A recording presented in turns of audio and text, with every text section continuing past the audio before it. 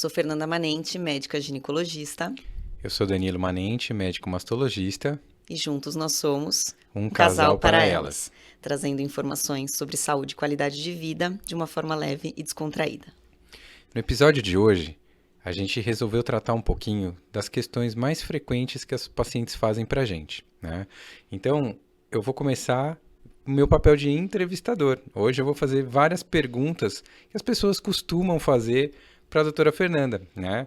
Então, Fer, a primeira coisa, quem é que te procura no teu consultório? Qual é o perfil do teu paciente? Meu público hoje é aquela paciente órfã de médico, né?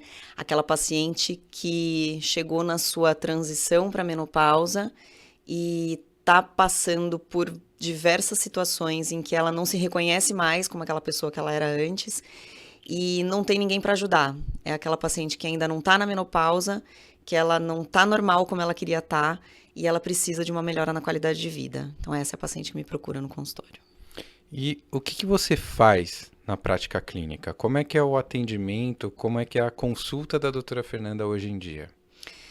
Bom, a consulta da doutora Fernanda é uma consulta de pesquisa da parte integral de saúde da vida daquela mulher. Então, hoje eu abordo o estilo de vida daquela mulher, abordo as queixas que ela tem naquele momento e a conduta se baseia no sentido de melhorar a qualidade de vida, baseada na melhora do estilo de vida daquela paciente e de uma prescrição de suplementos, de fórmulas manipuladas, de medicações prontas e até do uso hormonal.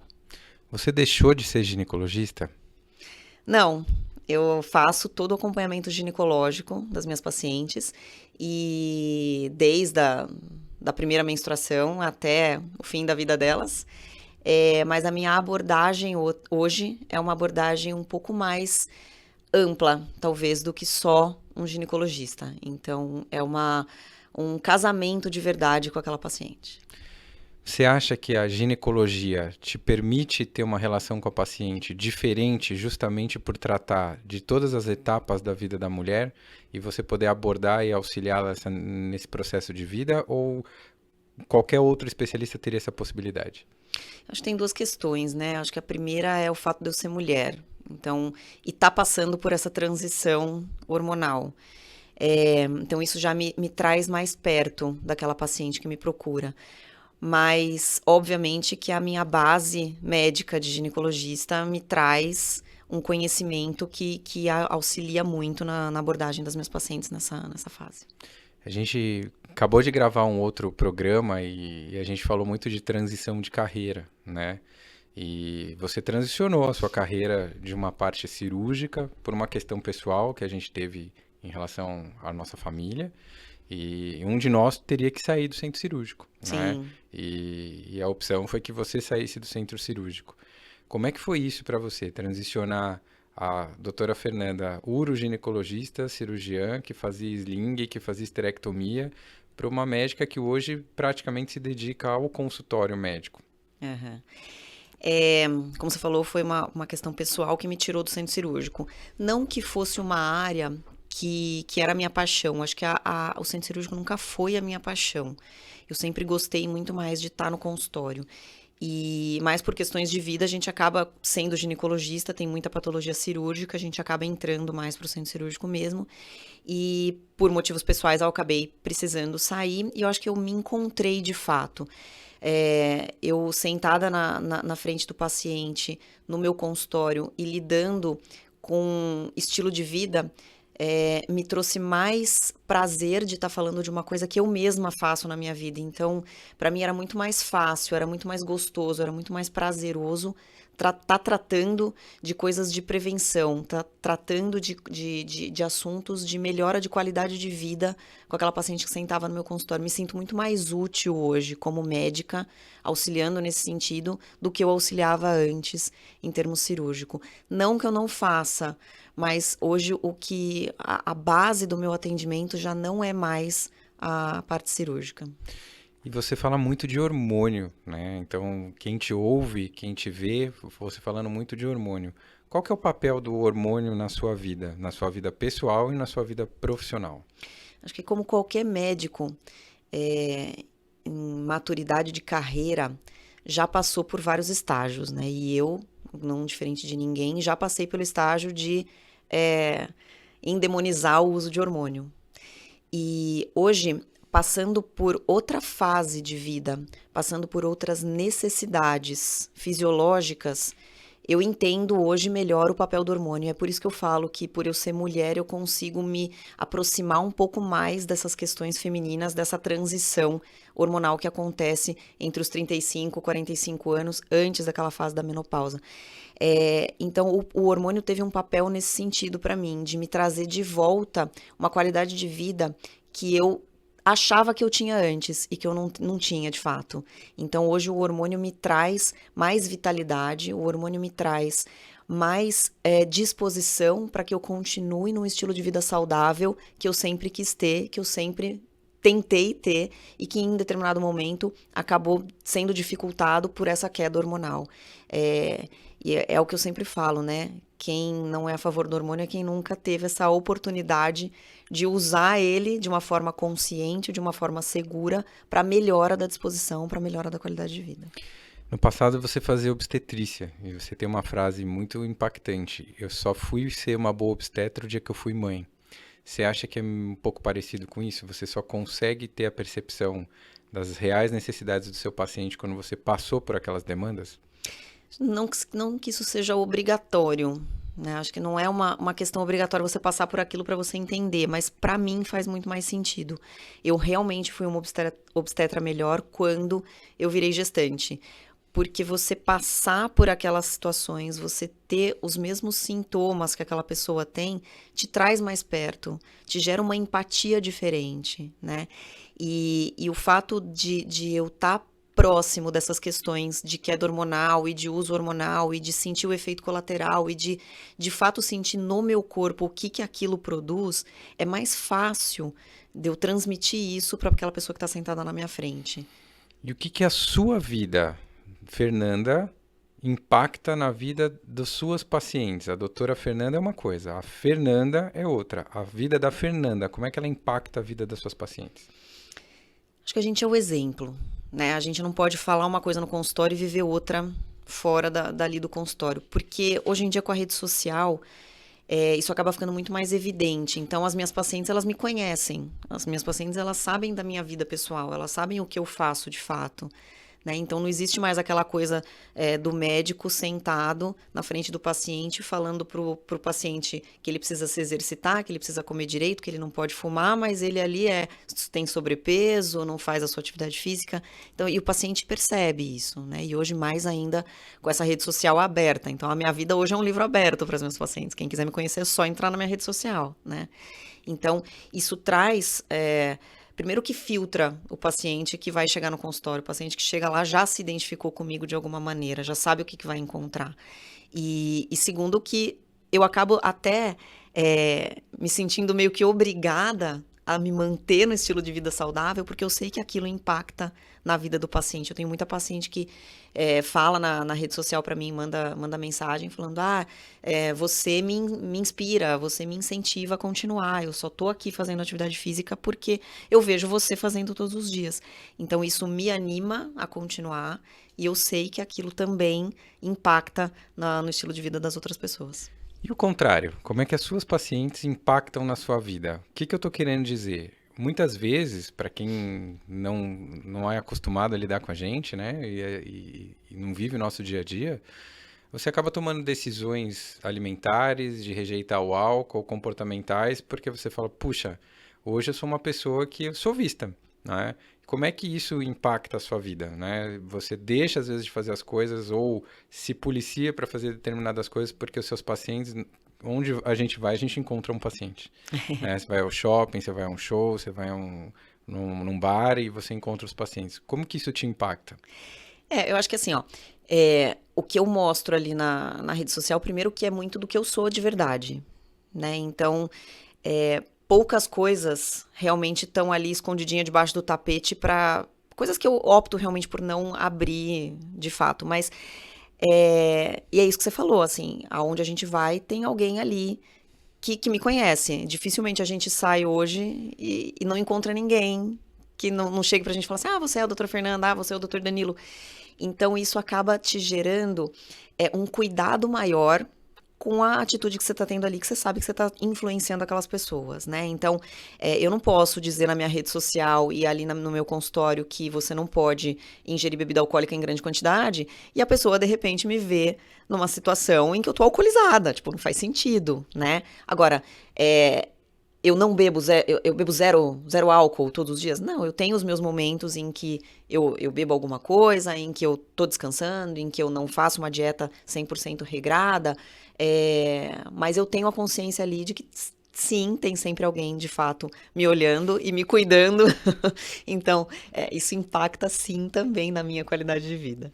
E nesse sentido, assim, você se permite algumas coisas, porque aos olhos de quem te vê, você tem uma vida muito perto da perfeita em termos de regrada, né? Uhum. Se alimenta, treina, tem um corpo bom e você se permite, você come hambúrguer, você come pizza, você toma vinho, como é que é a vida da Fernanda?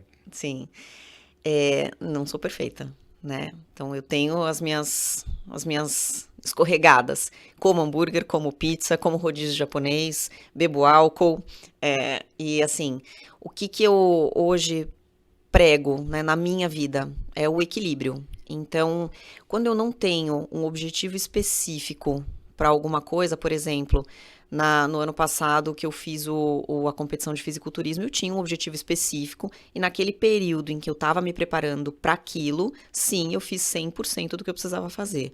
Agora, eu não tenho um objetivo específico, eu quero só uma qualidade de vida, eu quero só me manter como eu tô hoje, é o equilíbrio, né? Então, assim, 90% da minha semana, ela é regrada. Agora, eu me permito no final de semana comer uma coisa diferente, comer um doce, gosto de chocolate, e eu me permito sim sair um pouco desse esquema. Hoje eu me permito também uma coisa que às vezes é difícil, mas não praticar a atividade física todos os dias. Hoje eu tenho um pouco de consciência que às vezes eu preciso de um dia de descanso. É uma coisa que eu não fazia antes, até pela cobrança da rede social. E hoje eu me permito, eu falo, não, hoje eu vou descansar, não vou fazer nada. Isso é o mais difícil, eu acho. Agora, a comida, sim, eu tenho meus momentos e tá tudo bem, porque eu acho que é isso que importa, você se manter 90% ali no saudável, mas aqueles 10% que te trazem até para uma vida social um pouco mais ativa. Porque a gente sabe que a dieta restrita, o zero álcool, a atividade física intensa, te restringe, de certa forma, da parte social. E a gente não pode esquecer que o lado social também faz parte da qualidade de vida. Então, o hashtag equilíbrio é o que vai manter você segurando os 6 pratinhos ali do estilo de vida saudável. E a paciente que te procura, isso é uma conversa que a gente teve há muitos anos atrás, né? E eu sempre tive uma visão que eu acho muito, muito verdadeira e isso se concretizou.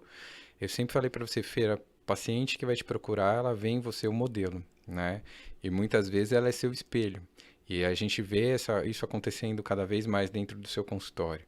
E essa paciente chega hoje para você e fala assim, doutora Fernanda, eu quero usar determinados tipos de hormônio ou eu quero melhorar o meu físico porque você tem um físico agradável, eu gostaria de ter um corpo igual ao seu. A primeira pergunta que ela se faz mentalmente é falar assim, o que que essa médica Usa. toma? Você usa hormônio? Eu uso hormônio. Na verdade, eu tenho implante de gestrinona e de testosterona. Já usei outros hormônios, já fiz ciclos hormonais, mas hoje é o que eu uso. E a grande verdade dessa questão é que não é o hormônio que faz esse papel de me deixar do jeito que eu tô, né? O hormônio, ele vai lapidar o que você faz lá no seu estilo de vida. Então, quando você senta na minha frente e me fala, eu quero ter o corpo que você tem hoje, porque na minha visão é um corpo agradável de se ver, eu vou te colocar diante de várias questões de estilo de vida que talvez você não esteja preparada para assumir, né? Por exemplo, você precisa treinar. Você precisa fazer musculação. Você precisa fazer uma dieta regrada. Você precisa dormir. Você precisa evitar o álcool. E talvez, só fazendo isso, você já consiga um resultado estético que você queria. Ou talvez não. Ou talvez a gente precise entrar com alguma medicação para lapidar o que você já está fazendo. Agora, hormônio não substitui dieta e treino. O uso do hormônio que você faz em você mesma é com finalidade estética? Tem duas finalidades. Acho que a primeira foi para me tratar a TPM. Você mais do que eu sabe disso. Que eu tinha uma TPM que eu mesma não sabia que era tão intensa quanto realmente era. Sempre lutei contra. E aí, quando me veio a opção de usar a gestrinona para tratamento da TPM, eu falei, bom, eu vou tentar e vou ver qual é que é. E, obviamente, que eu já tinha uma ideia estética do uso do hormônio, eu já tinha um caminho sendo trilhado nesse sentido, e claro que eu quis aproveitar o efeito colateral da gestrinona, né? Mas a finalidade primeira do uso foi tratar a TPM. E graças a Deus, e acho que você pode dar esse testemunho, hoje eu tô tratada. Sim, melhorou muito, né? Acho que com uma vida muito mais estável em relação à TPM. Sim. Então, você falou da gestrinona que você usa. Mais uma vez, a polêmica da gestrinona volta à tona. Qual que é a sua opinião da gestrinona como remédio, como droga? Qual é a indicação? Pode usar, não pode usar? Como é que é? A gestrinona entrou na polêmica, acho que mais pela via de implante hormonal do que pela própria gestrinona, né? A gestrinona, a droga gestrinona, ela já tem um papel muito bem consolidado no tratamento de algumas patologias ginecológicas, endometriose, mioma e até na TPM, né? O fato é que quando a via de administração da gestrinona entrou como implante hormonal e muitos profissionais acabaram usando isso de uma forma equivocada, acabou indo aí para a mídia de uma forma ruim, né? Agora, a gestrinona tem um papel muito bom, é uma ótima droga, uma excelente droga. E nas mãos de médicos classificados e bem preparados para uso, acho uma ótima opção, tá? Claro, tem os seus problemas, tem os seus efeitos colaterais como qualquer outra droga administrada, né? E não é pelo fato de ser hormônio, é pelo fato de ser uma medicação. Então, a gente tem que lidar e tem que saber muito bem qual é o efeito colateral para saber manejar isso diante daquela paciente. Desmistifica. Toda hora aparece na UOL, em portais, em sociedades médicas. A gestrinona é proibida? A gestrinona não é proibida. A gestrinona tem uma liberação para ser produzida por farmácias magistrais, ou seja, farmácias de manipulação, e tem sim liberação para ser feita em forma de implante. Implante, gel vaginal, e pode ser usado com prescrição médica. Então, ela não é proibida. Quem não deve usar gestrinona? Quem tem um câncer, né? Acho que esse é a principal contraindicação do uso hormonal, e aí de qualquer hormônio, paciente que tem algum processo neoplásico, e pacientes com alguma doença descompensada. Eu, particularmente, contraindico paciente hipertensa, que não está usando medicação e que está com a pressão alta descontrolada, paciente diabética descontrolada, e tabagista. Para mim, a paciente tabagista, ela é a primeira contraindicação do uso de qualquer tipo de hormônio, porque, na minha visão, o tabagismo vai contra um estilo de vida saudável. E eu acho que aquela paciente que fuma, ela não está preocupada com a saúde dela. Então, para mim, o uso do hormônio não cabe nessa paciente. Ela não merece esse tratamento, porque eu acho que não entra nessa via. Qual a diferença entre gestrinona e reposição hormonal? Bom, reposição hormonal, a gente está repondo um hormônio que está faltando naquela paciente, né? Então, é aquela paciente que entrou na menopausa e, de repente, ela teve uma queda dos níveis hormonais com sintomas e a gente vai trazer de volta a qualidade de vida dela, repondo aquele hormônio que falta. A gestrinona, ela não vai repor um hormônio. A gestrinona, ela vai bloquear a produção de determinados hormônios. Então, ela serve para estabilizar a sua produção. Então, por exemplo, uma paciente que está na menopausa, em que ela tem uma queda do estrogênio e da progesterona, que fazem com que ela tenha os sintomas da menopausa, a gestrinona entrando ali, ela vai justamente bloquear o estrogênio e progesterona. Então, não cabe uma gestrinona, por exemplo, numa paciente menopausada. Vai piorar os sintomas de menopausa dela. Então, não é uma reposição hormonal. Então, você está dizendo que, assim, muita gente hoje eu vejo usando gestrinona na pós-menopausa. Tá errado? Na minha visão, tá errado.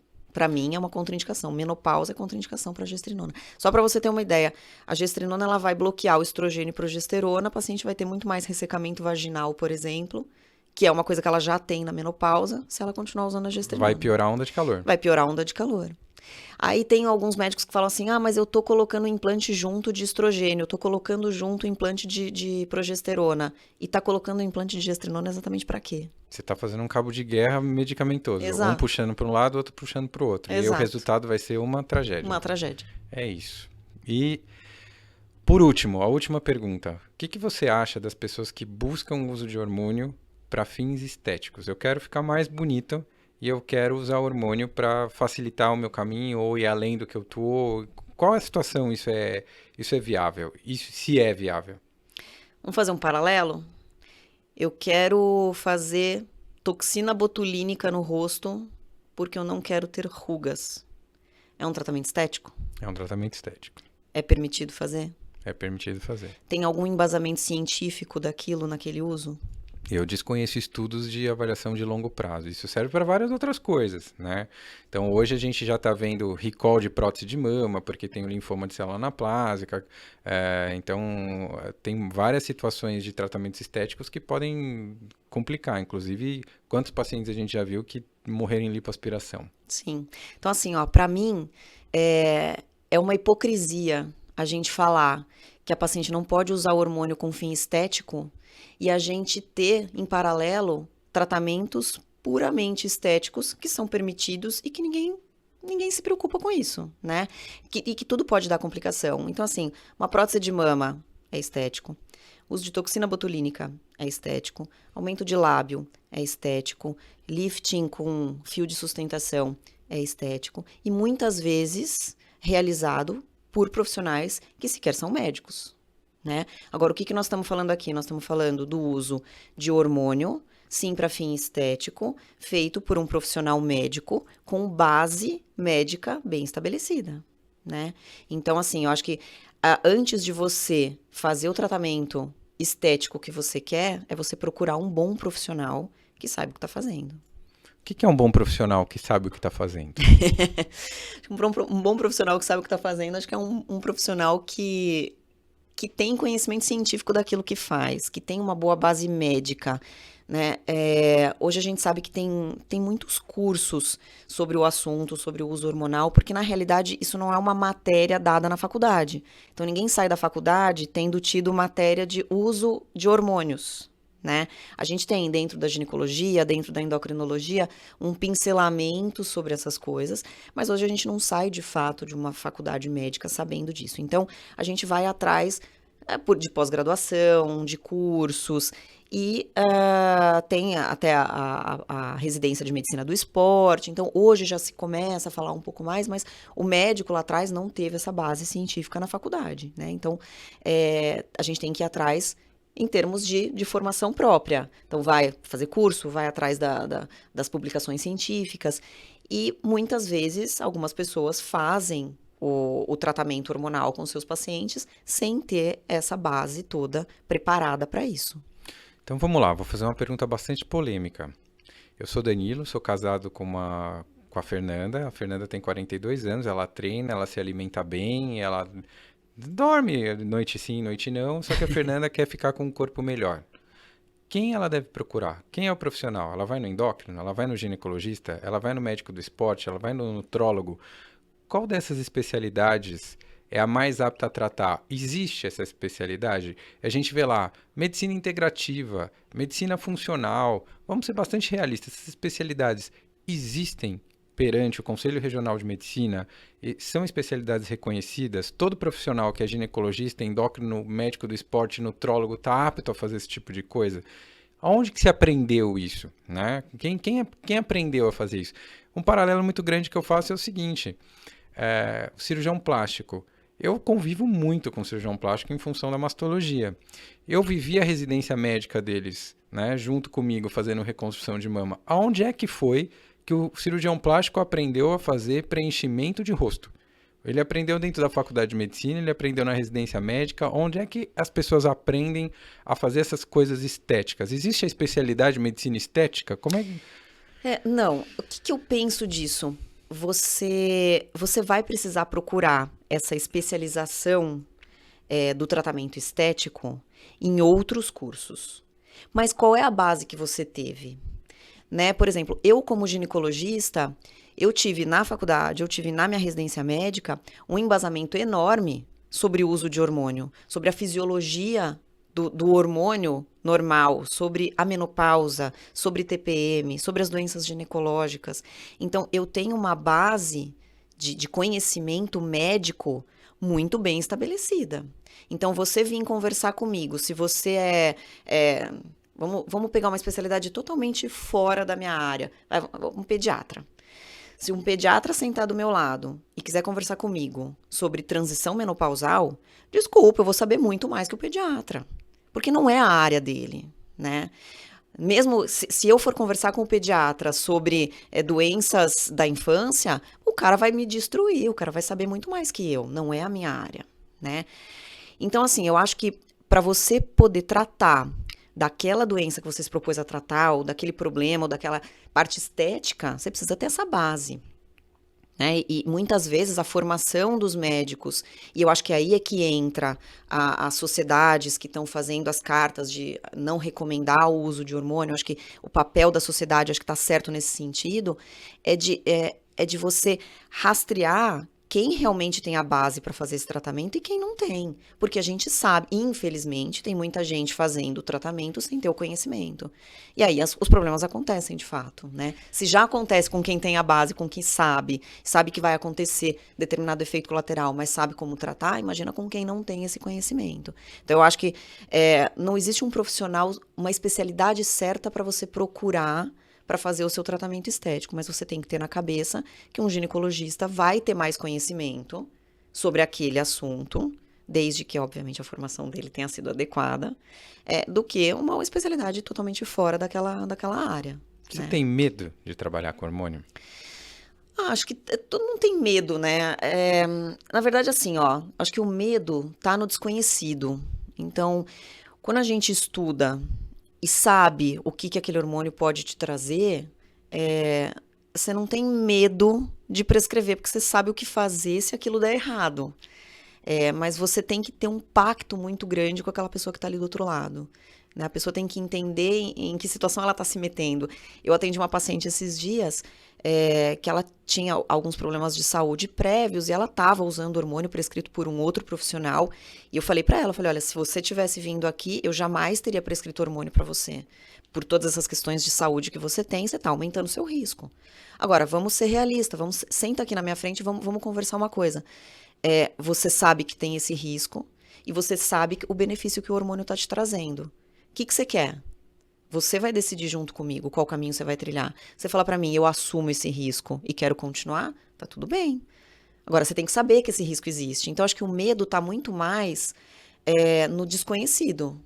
Né? Então, hoje eu não tenho medo de prescrever hormônio, porque eu vou prescrever para quem eu tenho segurança de que aquele hormônio vai trazer mais benefício do que risco. Você tem medo do julgamento dos seus pares? Vou te dar um exemplo. Eu sou mastologista, né? Aconteceu recentemente, até comentei com você. Veio uma paciente com um implante de hormônio e ela tinha um câncer de mama. Uhum. Caberia muito fácil eu dizer para essa paciente, tá vendo? Você usou o implante e olha aí o que deu. Deu câncer de mama. Óbvio que eu não fiz dessa maneira. Eu acolhi a paciente, não julguei absolutamente nada. Tratamos, resolvemos a questão do implante. A paciente está bem, está ótima. Até a gente encontrou no shopping esses dias, né? Uhum. E, enfim, mas poderia ter acontecido de cair na mão de outra pessoa. Esse implante não era seu, tá? Mas, enfim, cair na mão de outro profissional que poderia te massacrar por isso. Você tem medo desse julgamento? Como é que você vê isso? Eu acho que é sempre uma insegurança, né? Eu não sei o que se passa na cabeça do outro profissional, mas eu sei o que se passa na cabeça da minha paciente. Né? Então, antes de qualquer coisa, eu acho que o que a gente tem que estabelecer bem para que esse tipo de situação não aconteça é a relação médico-paciente. Aquela paciente que foi lá no seu consultório com câncer de mama e que, graças a Deus, ela encontrou você e não um outro para criticar, porque a gente sabe que a relação não existiu, qual foi a conversa que ela teve com o médico dela que implantou a gestrinona? né? Qual foi a decisão entre eles? Qual foi o risco que eles colocaram ali na mesa e qual foi o risco que ela aceitou? Não sei, né? Talvez se ela tivesse encontrado um outro profissional que tivesse criticado o uso do implante para ela, talvez ela, se ela não tivesse criado uma relação boa com o médico que realizou o implante dela, talvez se ela não tivesse a confiança naquele médico, talvez ela realmente ficasse em maus lençóis com o outro médico, né? Acho que essa insegurança, ela existe porque tem muito desconhecimento do outro lado. Então, o médico que critica o uso do hormônio, muitas vezes, não tem o mesmo estudo que a gente tem desse lado de cá e que está na segurança de prescrever, né? A gente vê muito isso. De você prescreveu, o cara ali do outro lado criticou, mas ele sequer estudou os últimos estudos que saíram sobre o assunto. E aí, acho que essa confiança que você cria na relação médico-paciente com aquela paciente que está usando o hormônio é fundamental. É ali que você vai estabelecer a base para que ela... E se ela quiser, a gente até entrega para ela, né? Olha, tem esse estudo, tem esse estudo, tem esse estudo. E você faz o que você quer com isso. E falando de hormônio, até quando? Até quando você vai manter a sua paciente usando hormônio? Até quando a Fernanda vai usar hormônio? Até quando eu posso usar? É para todo mundo? Existe um limite? Vai chegar um ponto de que você vai pegar o paciente e vai falar, puxa, eu já estou no 10º implante, eu já estou usando hormônio há tantos anos, e agora? É para sempre? Eu fico escravo? Eu fico dependente? Existe um limite de idade que daqui para lá não me sinto mais confortável de prescrever? Acho que a gente tem que entender a janela de oportunidade do uso do hormônio, né? E aí são várias questões que a gente precisaria dividir. Então, é para fim estético, ou é para reposição pré-menopausa, pós-menopausa? Para que está usando aquele hormônio? O que eu acho? Que a gestrinona, ela tem sim um limite de uso. Então, o limite de uso é até a pré-menopausa. Então, já começou a alterar exame de menopausa, você já enquadrou aquela paciente em climatério, acho que a gestrinona tem um fim ali.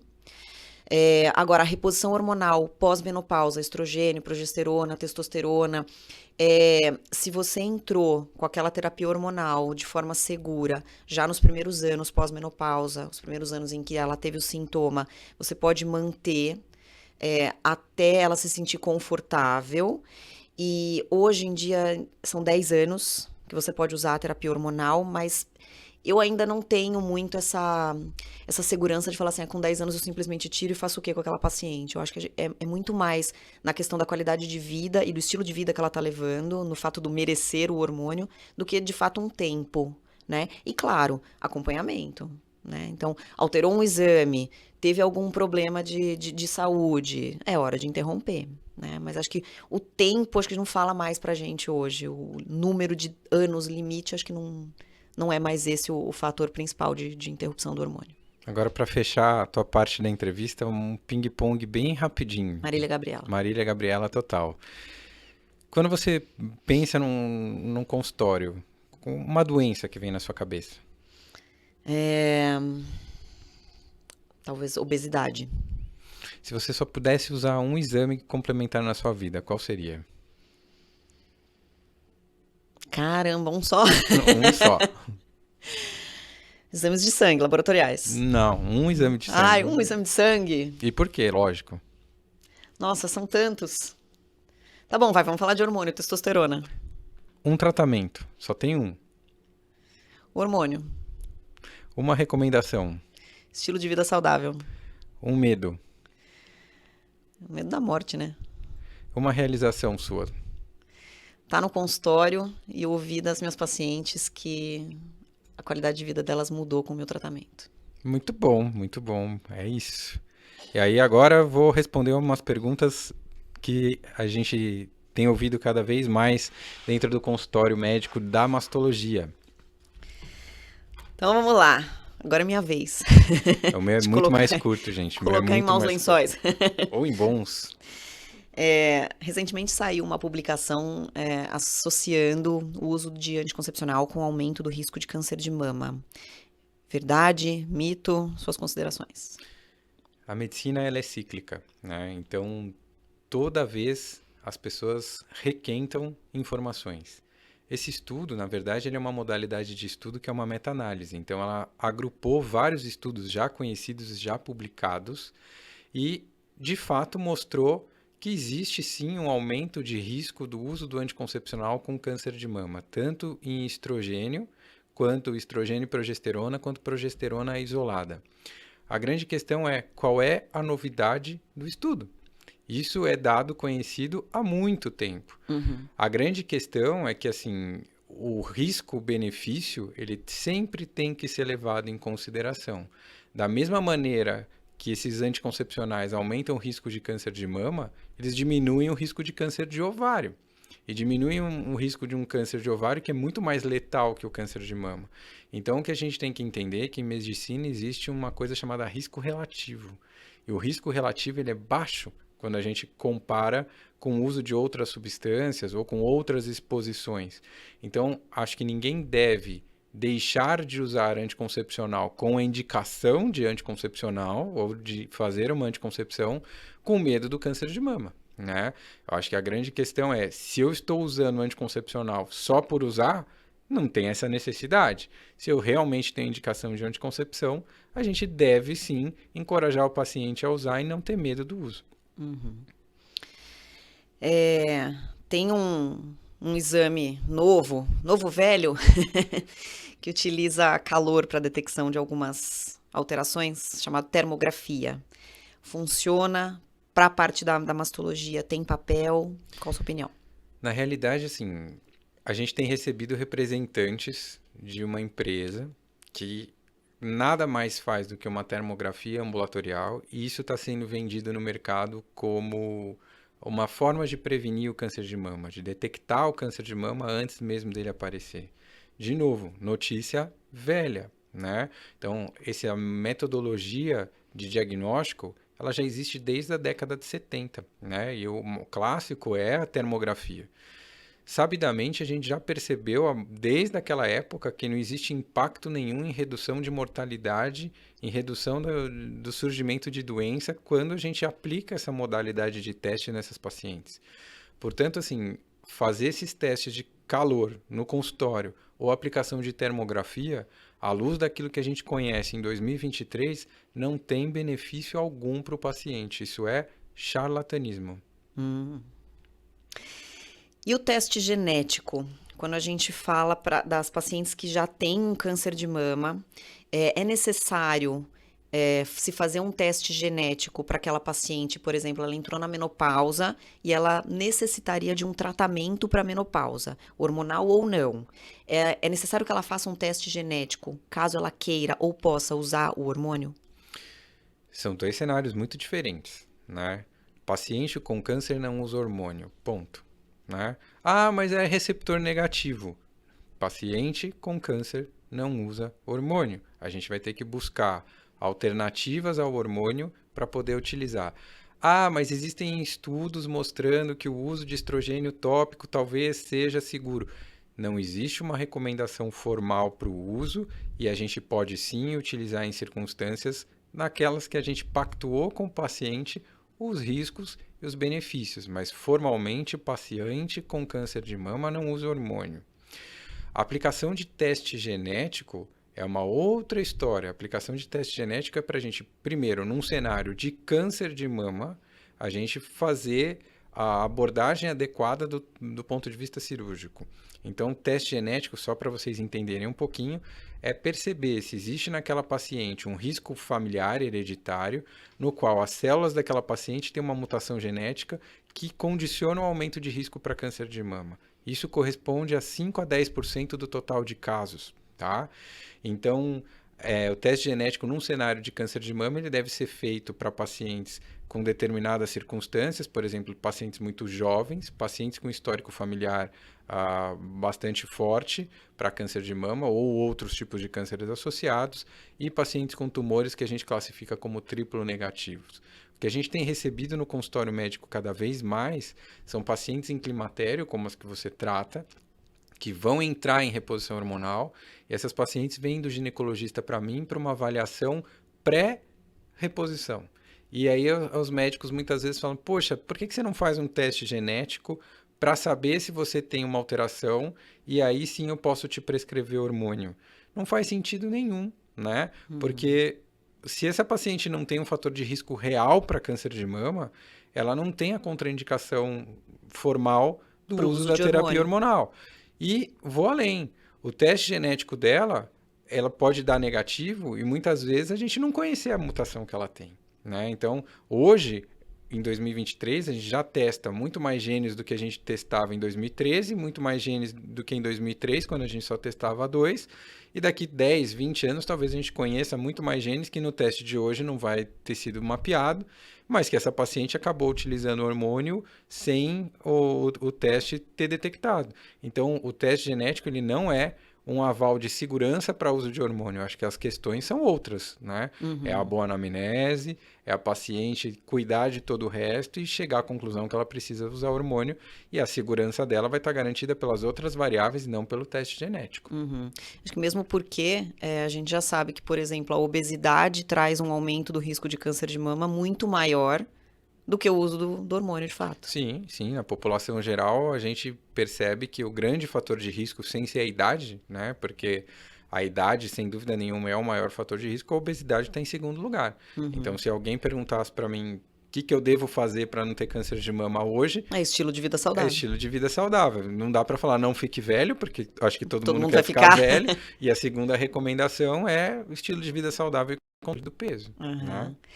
E as pacientes que tem, por exemplo, a mãe ou uma irmã com um câncer de mama, e essa paciente entrou no climatério, ela não tem histórico pessoal de câncer de mama. Você contraindicaria o uso do hormônio para ela, ou você faria um teste genético, ou simplesmente você faria terapia hormonal baseado na anamnese? Olha que loucura, né? Primeiro, se eu tiver que fazer um teste genético, a pessoa a ser escolhida a ser testada é quem teve a doença. Então, eu não testaria a paciente. Se eu tivesse a possibilidade, eu testaria a irmã e a mãe, né? Quem é essa paciente que está sentada na minha frente? Quantos anos ela tem? Qual comorbidade ela tem? Que tipo de câncer foi o da mãe? Que tipo de câncer foi o da irmã? Porque câncer não é tudo igual, gente. A gente pega mais de 20 doenças diferentes entre si, coloca todo mundo dentro de um cesto e chama câncer de mama. Mas são doenças diferentes, com prognósticos diferentes, com fator de risco diferente. Então, quem é essa paciente? Quem são os familiares dela? Então, essa paciente, eventualmente, ela poderia ser candidata a fazer um teste genético após a avaliação da mãe e da irmã. Ah, mas a mãe morreu, a irmã morreu. Posso fazer teste na paciente? Pode, né? Mas o ideal é fazer em quem teve a doença. Agora, se você fez um teste genético dela, deu positivo, eu posso usar hormônio mesmo assim? Eu acho que é bastante discutível. O hormônio não vai aumentar o risco dela porque aquela paciente já é de alto risco. Aquela paciente não vai ter câncer porque ela usou hormônio. Ela vai ter câncer porque ela tem uma mutação genética, né? Então, eu acho que isso é um conhecimento que a gente tem que ter. E a gente vai ter que fazer medidas redutoras de risco para essa paciente que não são só hormonais, às vezes cirúrgicas. Essa paciente tem que conhecer o risco real dela, qual é a mutação, porque muitas vezes a gente fala, tem mutação. Qual é a mutação, em qual gene? Porque condicionam riscos diferentes, né? Você pode ter um aumento de risco na faixa de 20% a 80% de risco de ter câncer de mama ao longo da vida. Né? Eu acho que o grande exemplo é a Angelina Jolie, né? Angelina Jolie tinha uma mutação hereditária, porque a mãe teve câncer de ovário, e ela foi diagnosticada com isso num momento da vida dela que ela estava saudável. Ela fez a mastectomia, então é uma paciente que fez mastectomia redutora de risco. Depois ela fez a oforectomia, que é a retirada dos ovários. Disso ninguém comentou absolutamente nada, porque a pelve dá menos ibope do que a mama, né? Mas enfim, é uma paciente... Como que será que é a qualidade de vida da Angelina Jolie hoje? Sei lá, né? Oforectomizada, Sem mama. com reconstrução de mama. Então, a gente não conhece a Angelina Jolie no dia a dia para a gente poder opinar sobre a vida dela. Seria viável usar a terapia hormonal na Angelina Jolie? Eu acho que é uma grande questão. Tem que discutir com ela como é que está a vida dela, se ela tem indicação. A grande discussão que eu acho que existe uma diferença muito grande entre reposição hormonal e terapia hormonal. Terapia hormonal, na minha cabeça, é usar hormônio para compensar um sintoma que o paciente está apresentando. Reposição hormonal é dar hormônio numa dose em que ela tenha laboratorialmente os mesmos níveis que ela tinha pré-menopausa. Então, e que às vezes isso não faz diferença nenhuma. Não faz diferença nenhuma. Então, se com o mínimo eu consigo resolver, por que eu quero levar aquela paciente para o máximo? Não faz sentido nenhum. Então, eu acho que, de novo, Cada paciente é um, cada risco é um, e o quanto ela está disposta a assumir risco junto com você para que ela tenha um ganho de qualidade de vida. Isso que você falou do exame é interessante, porque às vezes a paciente chega no consultório e fala, eu quero saber como estão os meus hormônios. Pra quê? Pra quê? Ah, eu quero ver o número, mas você sente alguma coisa? Não. Então, assim, não tem a indicação não é a gente tratar aquele número, né? É tratar o paciente. É claro que tem um papel de você saber como tá o número para você poder comparar em um momento que a paciente está sentindo alguma coisa. Agora, você simplesmente fazer o exame e fazer uma reposição hormonal para melhorar aquele número no exame não faz sentido nenhum. Eu acho que a grande questão, principalmente homem, é muito mais fácil, né? Eu acho que quem trata homem tem uma facilidade muito grande do ponto de vista laboratorial, porque homem tem uma estabilidade hormonal. Mulher, se você dosar o hormônio no primeiro dia do ciclo menstrual, o resultado esperado é 1. Se você dosa no 14º dia do ciclo, é outro. Se você dosa no 22º dia, é outro. Por quê? Ciclo menstrual. Por que é um ciclo? Porque são coisas que acontecem, são variações hormonais que acontecem, que se repetem mês a mês, mas que produzem valores completamente diferentes. Um exemplo, às vezes chega paciente, olha, doutor, a médica mandou eu vir aqui para repor hormônio porque a minha progesterona está 0. Tá, mas você colheu em que dia? Ah, eu estava menstruada nesse dia. Que bom que estava 0, então. Era exatamente o que eu esperava, que tivesse 0. Ah, eu colhi no 22º dia do ciclo menstrual. Deu alta. Era exatamente o que eu esperava, né? E colhi a progesterona no 22º dia do ciclo menstrual, ela veio baixa. Então, você não vai menstruar, porque você não ovulou, né? Então, a gente tem que entender a realidade dos exames e qual é a correlação disso com a prática clínica. Para terminar aqui, vamos fazer um bate-bola? Bora. Então, assim, eu vou falar uma palavra e você vai responder com outra palavra, tá bom? Uma doença. Câncer de mama. Um exame. Mamografia. Um tratamento. Cirurgia. Uma recomendação. Controle de peso. Um medo. Paciente morrer. Uma realização. Poder tratar o câncer de mama. É isso aí. E agora eu posso fazer minhas considerações desse ping-pong? Vamos começar de novo, do começo, né? Uma doença, câncer de mama. E é muito interessante. Esses dias a gente estava tendo uma conversa em casa com a funcionária. E esse mês, por acaso, foi um mês que a gente teve muita cirurgia e ela ficou bastante impressionada com a quantidade. E falou assim, nossa, como tá tendo câncer, né? E eu falei, puxa...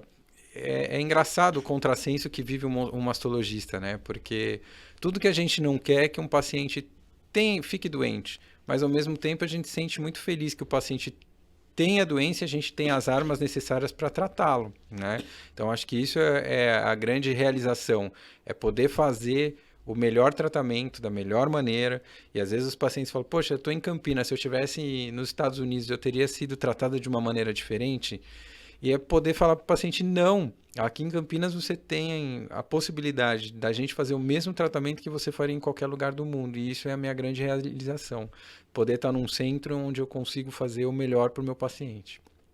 É isso. Agora a gente tem uma participante especial para finalizar o podcast, né? É só para mandar tchau para o pessoal, né, Carol? Tchau. Então, até o próximo episódio. Posso fazer uma pergunta? Pode. Por que você tem medo dos pacientes morrerem?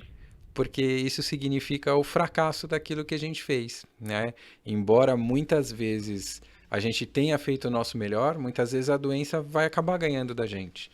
E o pai sempre tem uma coisa na cabeça. Se eu não puder curar, pelo menos eu vou ter feito o meu melhor, vou ter ajudado aquela paciente. Entendi. É isso, nos vemos no próximo episódio. Obrigada. Obrigado. Tchau.